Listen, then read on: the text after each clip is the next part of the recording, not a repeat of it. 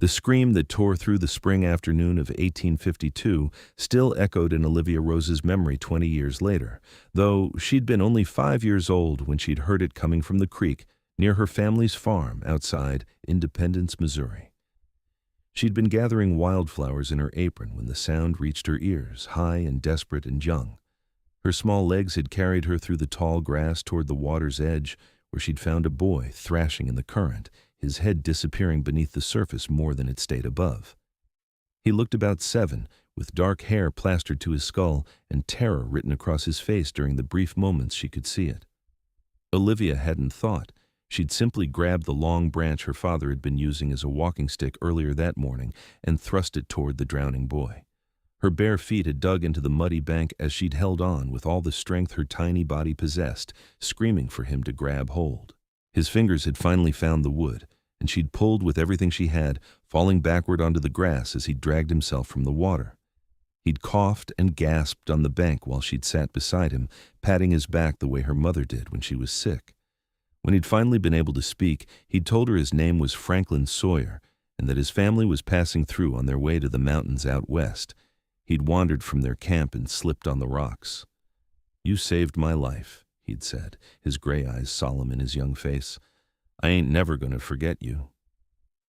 She'd never seen him again after that day, though she'd thought of him often over the years. Now, as she stood on the sun-baked street of Dodge City, Kansas in the summer of 1872, that memory felt like it belonged to someone else entirely. The girl who'd saved a drowning boy had grown into a woman of 25, unmarried and desperate, watching her world crumble around her with each passing day. The telegram crumpled in her hand contained words that had stolen what little hope she'd been clinging to. Her brother Thomas was dead, killed 3 weeks ago in a mining accident in Colorado. He'd been her last living relative, the final thread connecting her to family, and now that thread was severed. But worse than the grief was the practical reality the second telegram had delivered an hour later. Thomas had owed money to a man named Victor Hartley, a wealthy rancher who'd been expanding his holdings across western Kansas with ruthless efficiency. The debt had passed to Olivia, along with the small ranch Thomas had helped her buy when she'd moved to Dodge City 2 years ago. She had 30 days to pay $3,000, or Hartley would take the land. 30 days to produce a sum she couldn't possibly gather, not with the drought that had withered her cattle and the falling prices that made what livestock she had left nearly worthless. Miss Rose.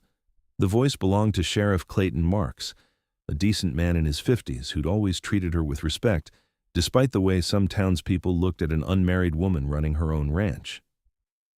"You get bad news?" Olivia folded the telegram and tucked it into her dress pocket. "My brother passed. Mining accident." The sheriff's weathered face softened with genuine sympathy. "I'm real sorry to hear that. Thomas was a good man. You got people coming to help you through this?" "No people left, Sheriff. Just me now." She tried to smile, but it wouldn't form properly on her lips. "But I'll manage. I always do."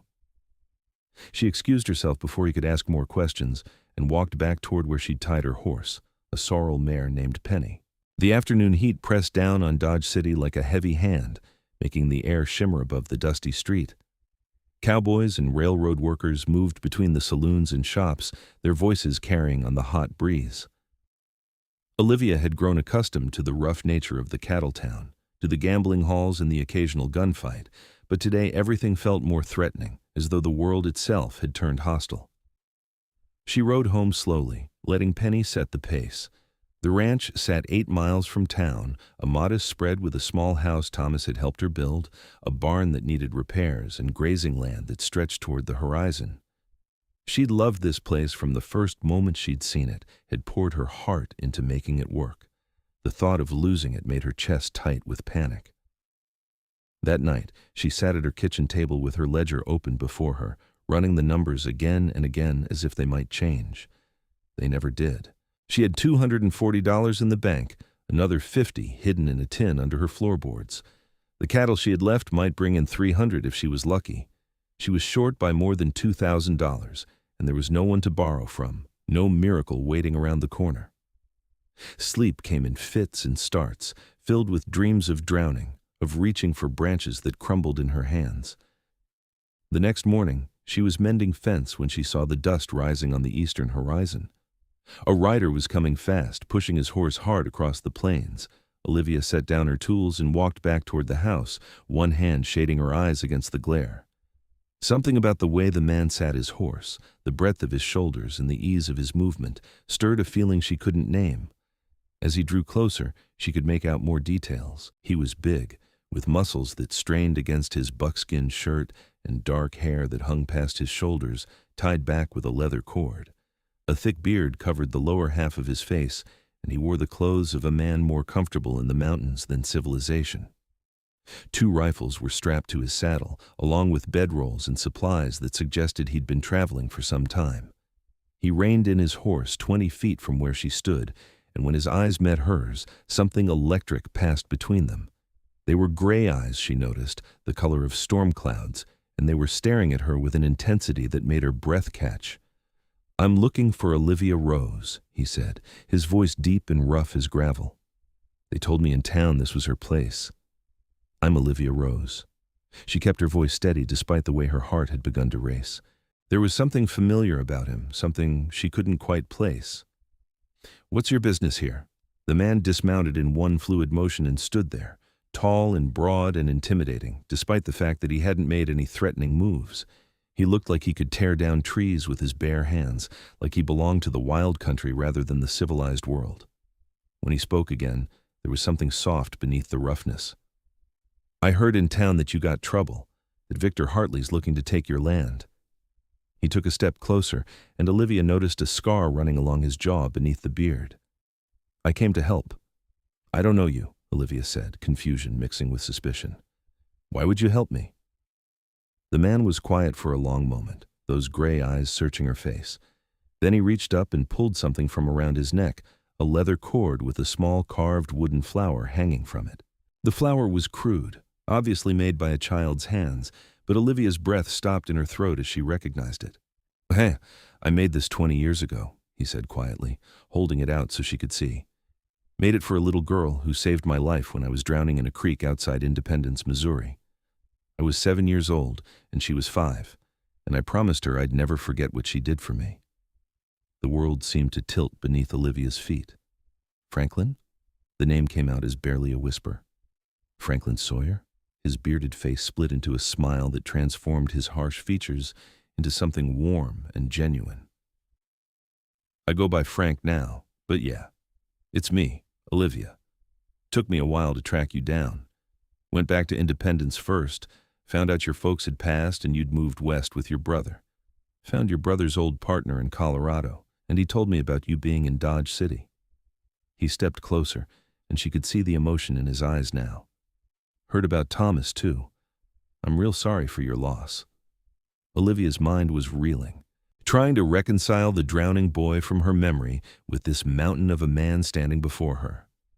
He had to be at least 6'3", with muscles built from hard living and shoulders broad enough to carry the world. His hands were rough and scarred, his face weathered by sun and wind, and he looked like he could break a man in half without breaking a sweat. "I don't understand," she managed to say. "You came all this way because of something that happened when we were children?" "You saved my life," Frank said simply, as if that explained everything. "I've been living up in the Rockies for 15 years now, trapping and hunting and guiding folks through the mountains, made a good living at it. When I heard you were in trouble, I came as fast as I could." He gestured toward his horse, where she now noticed the saddlebags looked heavy with gear. "I've got money saved, and I've got skills that might help. Whatever you need, I'm here to give it." The kindness in his words, the sincerity in his eyes, nearly broke something inside her. She'd been alone for so long, fighting so hard to keep her head above water, and here was someone offering help without expecting anything in return. It felt too good to be true, too much like a dream she'd wake from any moment. "Pete, Frank, I appreciate you coming. I truly do, but the debt is $3,000. That's not the kind of money most people have lying around, and I can't ask you to—" "I've got it," he interrupted quietly. "I've got near 4,000 saved up from years of trapping. Beaver pelts and bear hides and guide fees. I don't spend much, living up in the mountains." He took another step closer, close enough now that she had to tilt her head back to meet his eyes. I came to pay off your debt, Olivia. I came to save your life, same as you saved mine. Tears burned in her eyes before she could stop them. I can't let you do that. That's your whole life savings. You'd be giving up everything you've worked for. What good is money if I don't use it to help someone who matters? His voice had gone even softer, and there was something in the way he looked at her that made her skin warm. You matter, Olivia. You've mattered to me for 20 years, even though we only met once.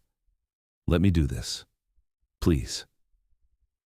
She wanted to argue more, wanted to tell him it was too much, but the desperation of her situation won out over her pride.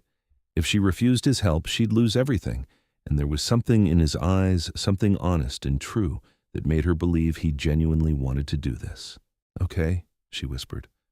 Okay. Thank you, Frank. I don't know how I'll ever repay you, but I swear I'll find a way. He shook his head slowly. Don't need repaying. Just need to know you're safe and your home is secure. He glanced around at the ranch, taking in the house and barn and the land stretching beyond. This is a good place, worth fighting for. Come inside, Olivia said, wiping at her eyes.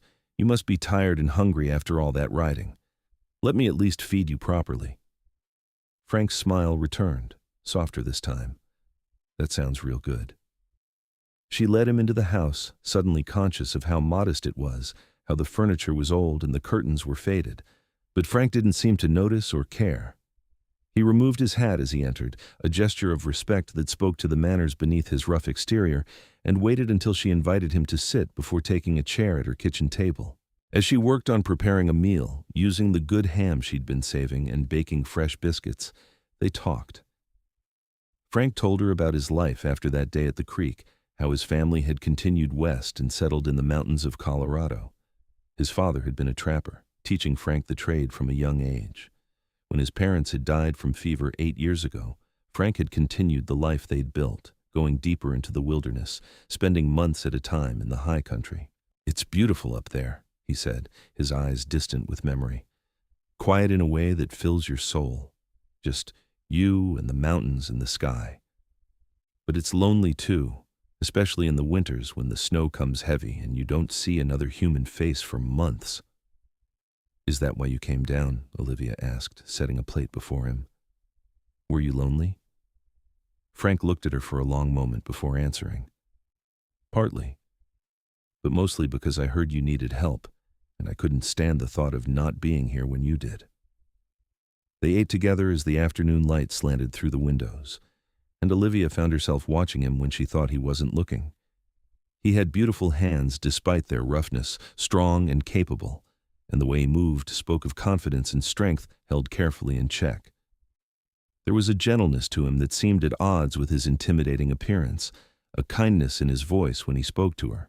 After the meal, Frank insisted on helping her finish the fence repairs. She watched him work, mesmerized by the play of muscles beneath his shirt, the easy way he lifted posts that would have taken her considerable effort to move. He was at home with physical labor, his movements economical and efficient, and she found herself admiring more than just his strength. As the sun began to set, painting the Kansas sky in shades of orange and gold, they stood together by the newly mended fence. I'll ride into town with you tomorrow, Frank said. We'll go to the bank, get the money, and pay off Hartley. Make sure he knows you're squared up and he's got no claim on your land. Where will you stay tonight? Olivia asked, realizing she hadn't considered the practical aspects of his presence. I'm used to sleeping under the stars. I'll make camp by your barn if that's all right. Absolutely not, Olivia said firmly. You're not sleeping on the ground after what you're doing for me. I've got a spare room. It's small, but it has a bed and it's yours for as long as you're here. Frank looked like he wanted to argue, but something in her expression must have told him it would be pointless. All right then. Thank you, Olivia. That night, lying in her own bed with Frank in the room down the hall, Olivia stared at the ceiling and tried to make sense of everything that had happened. A man from her distant past had appeared like something out of a fairy tale, offering to solve her problems with no expectation of return. It should have felt suspicious, but somehow it didn't. Frank's sincerity was evident in every word, every gesture. He genuinely wanted to help her, and that realization stirred something warm and unfamiliar in her chest. She thought about the way his eyes had softened when he'd recognized her, the way his voice had gone gentle when he'd spoken about saving her life. She thought about the breadth of his shoulders and the strength in his hands, and felt her face grow warm in the darkness. This was dangerous territory. She barely knew this man, even if they had a shared moment from childhood.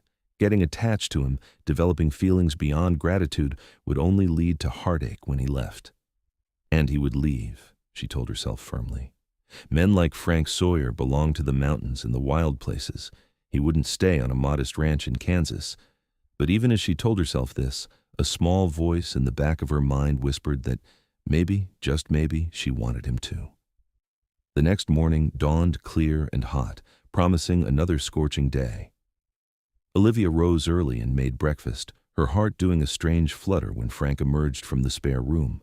His hair was damp from washing, hanging loose around his shoulders, and even with the beard covering most of his face, she could see he was handsome in a rugged, untamed way. "Morning," he said, that gentle smile appearing again. "Something smells mighty good." They ate together and then prepared for the ride to town. Frank moved with quiet efficiency as he saddled both their horses, checking cinches and adjusting stirrups with the automatic movements of someone who'd been doing it his whole life. He helped Olivia mount, his hands steady on her waist, and she felt the warmth of his touch even through the fabric of her dress. The ride to Dodge City took 2 hours. They talked more during the journey, with Olivia telling him about her own life, about growing up on the farm in Missouri, losing her parents to cholera, and moving west with Thomas to start fresh. She told him about her dream of building something that was truly hers, about the satisfaction of working the land and raising cattle. "You're brave," Frank said at one point, his voice warm with admiration. "Not many women would take on a ranch alone." "I didn't feel brave," Olivia admitted. "Just stubborn. Too stubborn to give up even when common sense said I should." "Stubbornness can be a kind of bravery," Frank replied. "Sometimes the strongest thing you can do is refuse to quit." At the bank, they conducted their business with efficient precision. Frank withdrew $4,000 from his account with a bank in Denver through a telegraph transfer that took most of the morning to arrange. When the money was finally in hand, they walked together to Victor Hartley's office above the general store. Hartley was a man in his late 40s, well-dressed and smooth-talking, with cold eyes that assessed everything in terms of its value to him. When Olivia and Frank entered his office, those cold eyes flickered over Frank with barely concealed disdain. "Miss Rose," Hartley said, not rising from his chair, "I didn't expect to see you so soon. Come to discuss payment arrangements, or are you ready to sign over the deed?" "I'm here to pay the debt in full," Olivia said, her voice steady despite the way her hands wanted to shake. Frank stood beside her, a solid presence that gave her strength. $3,000, as specified in the agreement. Hartley's expression shifted to surprise, then calculation. "I see. And where did you come across that kind of money, Miss Rose?" "That's none of your concern," Frank said, speaking for the first time. His voice was low and hard, carrying an edge that made Hartley's eyes snap to him. "She's here to pay what's owed. Either take the money and mark the debt cleared, or explain why you won't." Something passed between the two men, a silent battle of wills that Hartley clearly lost. He leaned back in his chair, trying to regain his composure. "Of course. Let's see the money, then." Olivia counted out $3,000 while Frank watched Hartley like a wolf watching a snake. When the money was laid out on the desk, Hartley reluctantly produced the paperwork declaring Thomas's debt and began marking it as paid in full. He made a copy for Olivia, his movements stiff with barely suppressed anger. "There," he said, shoving the paper across the desk. "Debt's cleared, though I'm surprised you'd rather keep that struggling ranch than take the generous offer I made to buy it." "You offered her half what it's worth," Frank said quietly. "That's not generous. That's theft dressed up in legal papers." Hartley's face flushed with anger, but he didn't respond. Olivia took the receipt and stood, eager to be away from the man's presence. Frank followed her out, his hand resting lightly on the small of her back as they descended the stairs. That simple touch sent warmth spreading through her entire body. "Thank you," she said once they were back on the street, "for everything. Not just the money, but for being there with me. I don't think Hartley would have let things go so easily if you hadn't been there." "Men like that are cowards at heart," Frank said. "They only push when they think they can get away with it. Show them you're not backing down, and they fold." He looked down at her, his gray eyes intense. You did good in there, Olivia, held your head high and didn't let him intimidate you. They celebrated by having lunch at the hotel restaurant, the nicest place in Dodge City. Over roast chicken and potatoes, they talked more, the conversation flowing easily between them. Olivia found herself laughing at Frank's stories about mishaps in the mountains, about the time a bear had stolen his entire supply of bacon, and the time he'd accidentally startled a mountain lion and ended up running through the forest in his long underwear. You must think I'm a complete fool, Frank said with a grin, telling you all these stories of me making mistakes. I think you're honest, Olivia replied, and I like that. Too many people try to pretend they're perfect. You're just real. The warmth in Frank's eyes when she said that made her breath catch. There was attraction there, she realized, not just on her side, but his as well. The way he looked at her, the way his gaze lingered on her face, spoke of interest that went beyond childhood debt or simple kindness. The realization should have frightened her, but instead, it sent a thrill racing through her veins. They rode back to the ranch in the late afternoon, the heat of the day finally beginning to ease. As they approached her property, Olivia felt a sense of profound relief wash over her. This place was truly hers now, free and clear of debt. She could build the life she'd dreamed of without fear of it being stolen away. I can't thank you enough, she said to Frank as they dismounted near the barn. You've given me back my future. Frank moved closer to her, close enough that she could see the flecks of darker gray in his eyes. I'm glad I could help. Glad I was here when you needed someone. How long will you stay? The question came out before Olivia could stop it, revealing more of her feelings than she'd intended. As long as you'll have me, Frank said softly. If you want me to go, I'll head out tomorrow. But if you're willing to let me stick around for a while, I'd like to do that. Help you get the ranch in better shape before I go back to the mountains. I'd like that, Olivia said, her heart beating faster. I'd like that very much. Over the following days, Frank proved to be as skilled at ranch work as he was at mountain living. He repaired the barn roof that had been leaking, fixed the water pump that had been giving Olivia trouble for months, and rebuilt the corral fence to be sturdier than it had been before. He worked from dawn until dusk, his powerful body seemingly tireless, and Olivia found herself watching him more and more often. She learned things about him during those days, learned that he sang sometimes while he worked, old mountain songs in a deep baritone that made something inside her melt. Learned that he was gentle with the horses, speaking to them in a low voice that calmed even Penny when she was skittish. Learned that he was patient and thoughtful, never pushing into her space but always there when she needed help with something too heavy or too difficult to manage alone. She also learned that he was watching her too. She'd catch him looking at her when he thought she wasn't paying attention, his expression soft with something that looked like wonder. When their hands would brush accidentally while working together, she'd feel electricity arc between them, and she'd see his breath catch the same way hers did. The attraction between them was growing stronger every day, but neither of them acted on it. Olivia thought perhaps Frank was being respectful, waiting for her to make the first move, or perhaps he wasn't sure of her feelings, or perhaps he was fighting his own desires, knowing he would have to leave eventually. One evening, about a week after Frank had first arrived, they sat together on the porch as the sun set. The day's heat was finally fading, and a gentle breeze carried the scent of prairie grass. They'd been working hard all day moving cattle to fresh grazing, and both were tired in that good way that comes from physical labor. Olivia, Frank said quietly, breaking the comfortable silence between them, I need to tell you something. Her heart jumped into her throat. Was he leaving? Was this where he said goodbye? What is it? He turned to face her, his expression serious. When I came here, I told myself I was just paying back a debt, that I'd help you get squared away with Hartley, help you fix up the ranch a bit, and then head back to my life in the mountains. He paused, seeming to struggle with his words. But that was a lie I told myself, because the truth was too complicated to face. What's the truth? Olivia asked, her voice barely above a whisper. The truth is I've been thinking about you for 20 years, Frank said, his gray eyes intense on hers. The truth is that little girl who saved my life became someone important to me, even though we only met once. I'd wonder sometimes what happened to you, whether you grew up happy, whether you married and had children. And when I heard you were in trouble, it wasn't just about paying a debt. It was about seeing you again, about making sure you were all right. He reached out slowly, giving her time to pull away if she wanted, and took her hand in his. His palm was rough and warm, calloused from years of hard work, and his touch sent shivers up her arm. "These past few days have been some of the best of my life," he continued, "working alongside you, talking with you, learning who you are. You're strong and kind and brave, and you make me laugh, and I haven't been this happy since I was a kid. I'm falling for you, Olivia. Maybe I've been falling for you since that day by the creek, I don't know.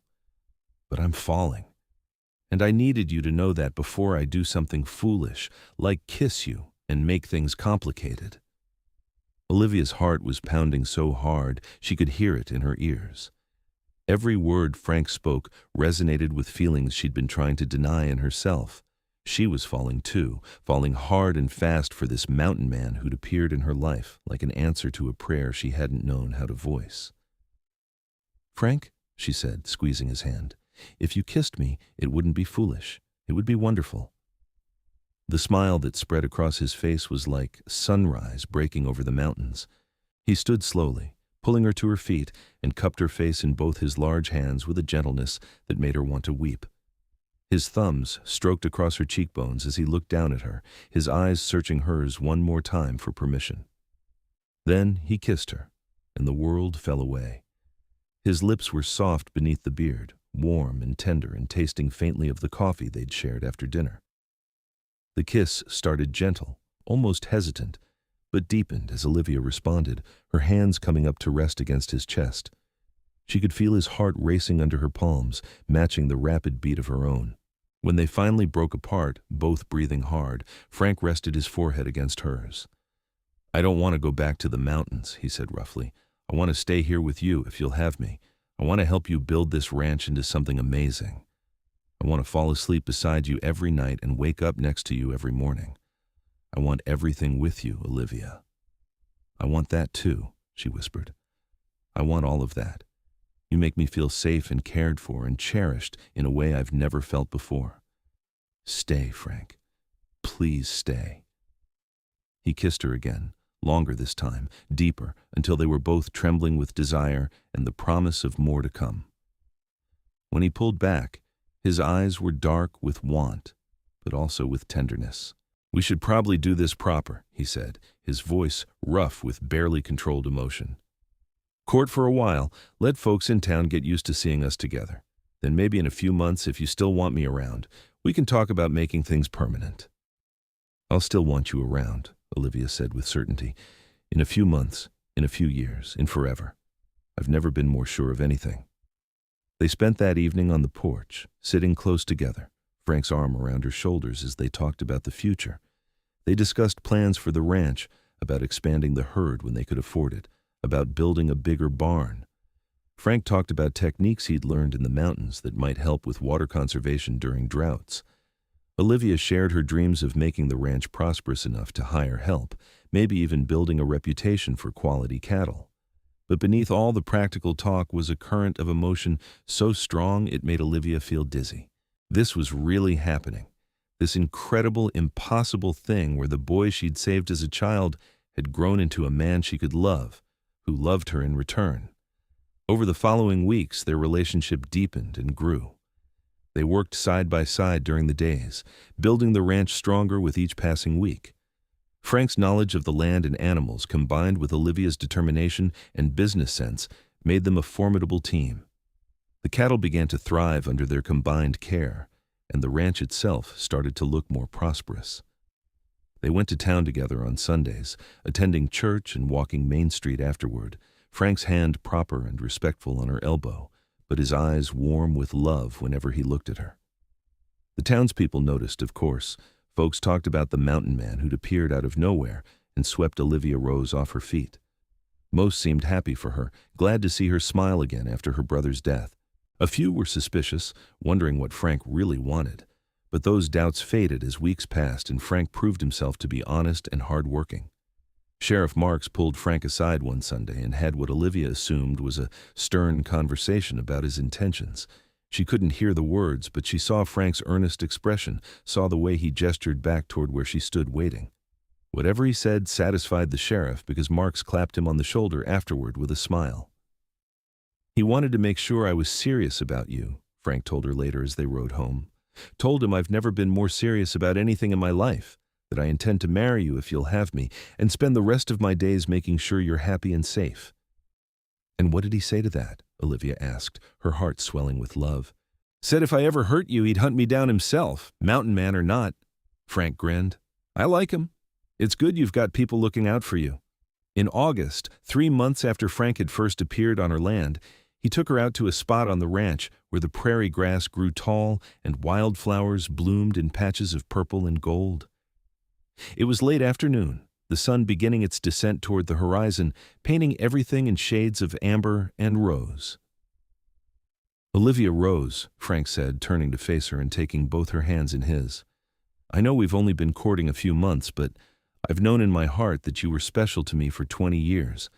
These past months have only confirmed what I already suspected, that you're the woman I want to spend my life with.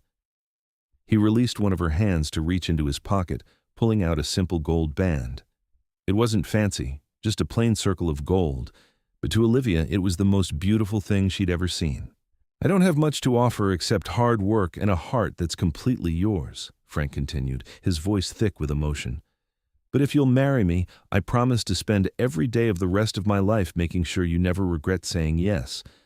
I'll work this ranch with you, build our future with you, and love you with everything I have until my last breath. Will you marry me, Olivia? Tears were streaming down her face as she nodded, unable to speak around the lump of joy in her throat. Yes, she finally managed to choke out. Yes, Frank, I'll marry you. I love you so much. He slipped the ring onto her finger, then swept her into his arms, lifting her off the ground and spinning her around while she laughed through her tears. When he set her down, he kissed her with a passion they'd been carefully restraining during their courtship, and she responded with equal fervor, her hands tangling in his long hair. They married 3 weeks later in the small church in Dodge City. Olivia wore her mother's wedding dress, altered to fit her frame, and Frank wore new clothes he'd purchased for the occasion, dark trousers, a white shirt, and a vest that showed off his powerful build. He'd trimmed his beard and tied his hair back neatly, but there was no disguising his wild nature, the sense that he belonged more to the mountains than to civilization. The church was full of townspeople who'd come to wish them well. Sheriff Mark stood up as Frank's best man, having developed a genuine friendship with him over the past months. The preacher spoke about love and commitment and building a life together, and when Frank said his vows, his voice was steady and sure, his eyes never leaving Olivia's face. I promise to love you, honor you, and protect you all the days of my life, he said. I promise to work beside you, to support your dreams, and to make our home a place of joy and safety. You saved my life once, Olivia, and now I give that life to you completely. Olivia's own vows were just as heartfelt. I promise to love you with all that I am, to stand beside you through whatever comes, and to build our life together with faith and hope. You came to me when I needed someone most, and I promise to be that person for you always. When the preacher pronounced them husband and wife and told Frank he could kiss his bride, Frank cradled Olivia's face in his hands with infinite tenderness and kissed her thoroughly, to the applause and cheers of the congregation. They held a small reception at the hotel, with food and dancing and well-wishers who stayed late into the evening. But eventually, Frank and Olivia slipped away, riding back to their ranch, their home under a sky full of stars. That night, in the privacy of their bedroom, they came together with a mixture of passion and tenderness that left them both breathless. Frank was gentle despite his size and strength, taking his time to learn what pleased her, worshiping her body with his hands and mouth until she was gasping his name. When they finally joined together, it felt like coming home, like two pieces of a puzzle clicking perfectly into place. Afterward, lying tangled together in the sheets, Frank traced lazy patterns on her bare shoulder and whispered words of love against her hair. Olivia had never felt so complete, so utterly cherished. The girl who'd saved a drowning boy had found her happy ending in the arms of the man he'd become. The years that followed were full and rich. The ranch prospered under their combined efforts, growing from a modest operation to one of the most successful in the county. Frank's knowledge of the land and Olivia's business acumen made them wealthy enough to expand their holdings, to hire ranch hands, to build a bigger house with room for the family they both wanted. Their first child, a son they named Thomas after Olivia's brother, was born in the spring of 1874. Frank cried when he held his son for the first time, this giant mountain man reduced to tears by the tiny infant in his arms. He was a devoted father, patient and playful, teaching young Thomas to ride and rope as soon as the boy was old enough. 2 years later, they welcomed twin daughters, Emma and Grace, who had their father's gray eyes and their mother's determination. Frank built them a swing in the big oak tree near the house and spent hours pushing them while they shrieked with laughter. A third son, Samuel, arrived in 1879, completing their family. The house was always full of noise and life, with children running through the rooms and Frank's deep laugh echoing off the walls. Olivia would sometimes stand in the kitchen doorway watching her family gathered around the dinner table and feel overwhelming gratitude for the life they'd built. Frank never lost his love for the mountains, but he found he loved his family more. Once a year, he'd take the older children on camping trips into the high country, teaching them the skills his father had taught him: how to track animals, how to read the weather, how to survive in the wilderness. But he always came home eager, his face lighting up when he saw Olivia waiting for him. "The mountains are beautiful," he told her once, pulling her close against his chest. "But you're home, Olivia, you and our children, this ranch, this life we've built. That's my real wilderness now, the wild, wonderful adventure of building a family with you." Victor Hartley eventually moved away from Dodge City, his underhanded business dealings finally catching up with him. Sheriff Marks retired and was replaced by a younger man who was just as fair and decent. The town itself grew and changed as the railroad brought more people west, but the Sawyer Ranch remained a constant, a prosperous spread known for quality cattle and honest dealing. As Olivia and Frank grew older, their love only deepened. The passion of their youth mellowed into something richer, a profound companionship built on 2 decades of shared work and shared joy. Frank's hair turned gray at the temples, his beard showing white streaks. Olivia developed fine lines around her eyes from years of squinting against the prairie sun. But when they looked at each other, they still saw the girl and boy from that day by the creek, the moment that had connected their lives forever. They celebrated their 25th wedding anniversary in 1897, with their children and grandchildren gathered around them. Thomas had married a schoolteacher from Topeka and given them 2 grandsons. Emma had married a banker's son and was expecting her first child. Grace was courting a young rancher from a neighboring spread, and Samuel, just 18, was already showing signs of his father's skill with horses and cattle. That evening, after the celebration had ended and the family had gone home, Frank and Olivia sat together on the porch swing he'd built years ago. The Kansas sunset spread before them in shades of purple and gold, and a cool breeze rustled the leaves of the cottonwood trees Frank had planted when they'd first married. "Do you ever regret it?" Olivia asked softly, resting her head on his shoulder. "Giving up the mountains to stay here with me?" Frank was quiet for a moment, his arm tightening around her. "Not for a single second," he said finally. "The mountains are still there, still beautiful. But this life, right here with you, is more than I ever dreamed of having. You gave me a purpose that day by the creek, Olivia. You gave me my life, and then you gave me the most amazing years of that life by my side. I'm the luckiest man who ever lived." "I'm the lucky one," Olivia countered. "You came when I needed you most. You saved me just like I saved you, and then you gave me everything I'd ever wanted: a home, a family, love that fills up my heart until I think it might burst." They sat in comfortable silence as the stars began to appear, one by one, in the darkening sky. Somewhere in the distance, a coyote called.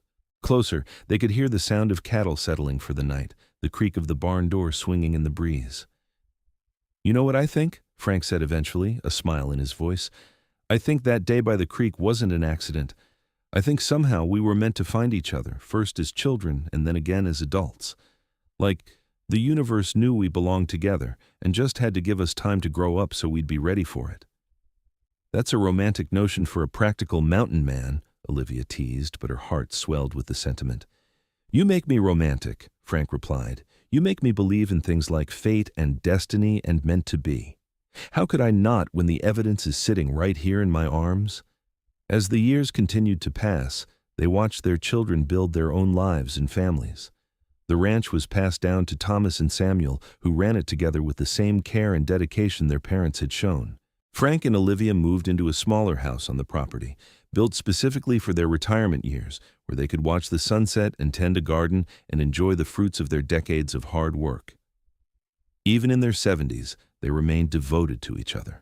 Frank still called Olivia the most beautiful woman he'd ever seen. Olivia still felt her heart skip when Frank smiled at her. They held hands during their evening walks, and Frank still opened doors for her the way he had when they were courting.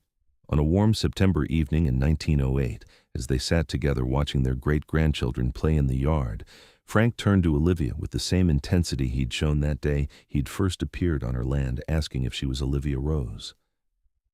"I need to tell you something," he said, his voice still strong despite his years. "What is it?" she asked, a flutter of concern in her chest. "I need to tell you that I love you more today than I did yesterday, and I'll love you even more tomorrow.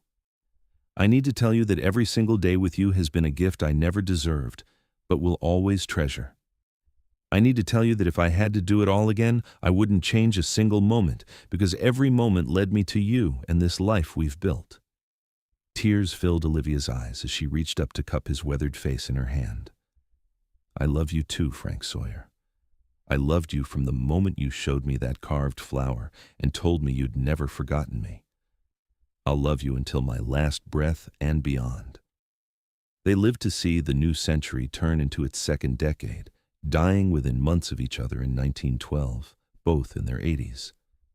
Frank went first, peacefully in his sleep with Olivia holding his hand, still whispering words of love. She followed him that autumn, and they were buried side by side on a hill overlooking the ranch they'd built together, under the wide Kansas sky. Their story became a legend in Dodge City, told and retold over the years. The story of the girl who'd saved a drowning boy, and the mountain man who'd come decades later to save her in return. The story of a love that had started with a simple act of childhood kindness and grown into something beautiful and enduring. The story of two people who'd found each other against all odds and built a life of joy, prosperity, and deep, abiding love. The ranch remained in the Sawyer family for generations, each new generation hearing the story of how it all began with a scream by a creek in Missouri, with a little girl and a drowning boy, with a debt of gratitude that turned into the kind of love that transcends time and circumstance. And on quiet evenings when the wind blew across the Kansas prairie and the sun set in shades of gold and purple, some folks swore they could still see two figures sitting on the old porch, holding hands and watching the horizon together, their love eternal as the land itself. The carved wooden flower that Frank had worn around his neck for 20 years was passed down through the family, kept in a place of honor along with the story of what it represented. Children and grandchildren and great-grandchildren would hold it carefully and listen to the tale of how their family began, of how love and loyalty and courage could change the course of lives. In the end, Olivia had saved Frank's life that day by the creek, pulling him from the water with nothing but a branch and determination.